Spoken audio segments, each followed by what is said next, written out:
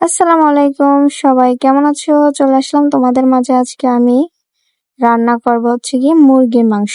তো এখানে দোকান থেকে মুরগির মাংসগুলো টুকরো করে নিয়ে এসেছে। তো এখানে আমি সবগুলো নেইনি, আমাদের দুজনের জন্য নিয়েছি, মানে আমি আর আমার হাজবেন্ড। তো এখন আমি মাংসগুলো ভালোভাবে ধুয়ে নেব। ধুয়ে আমি একটা বাটির মধ্যে সবগুলো নিয়ে এখানে প্রথমে আমি দিয়ে দিব লবণ, তারপরে দিয়ে দিব পরিমাপ মতো মরিচ। তো এখানে আমি 2 চামচ মরিচ দিয়েছি, তারপরে দিয়ে দিয়েছি এখানে হলুদও 2 চা চামচ দিয়ে দিয়েছি। তারপরে এখানে আমি দিয়ে দিব এটা জিরা মশলা। তারপরে আমি এখানে দিয়ে দিব মাংসের মশলা। তারপরে এখানে আমি একটু ধনিয়ার গুঁড়া দিয়ে দিব। তারপর দিয়ে দিব একটু টেস্টিং সল্ট।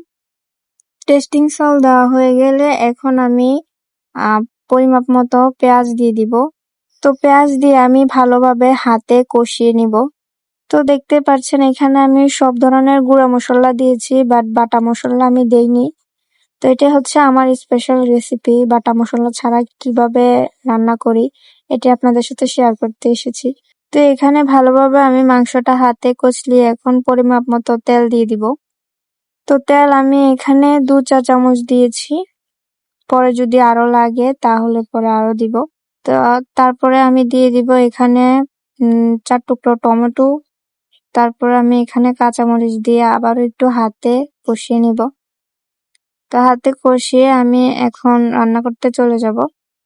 তো আমি হাতে ভালোভাবে কষিয়ে মশলাটা আর মাংসটা একসাথে করে কিছুক্ষণ রেখে দিয়েছিলাম। তারপরে আমি এখানে রান্না করতে বসিয়ে দিয়েছি। তারপর এখানে আমি পরিমাপ মতো রসা দিয়ে দিয়েছি, একেবারে রসা দিয়ে তারপর এখানে আমি লাড়াচাড়া দিয়ে দিব। রসা দেওয়ার কারণ হচ্ছে এগুলো হচ্ছে বড় মুরগি, মেবি কক মুরগি। তো এগুলা যাতে একটু ভালোভাবে সিদ্ধ হয় সেজন্য রসাটা দেওয়া। আমি কিন্তু একদম শুকনো শুকনো ভাবে রান্না করব।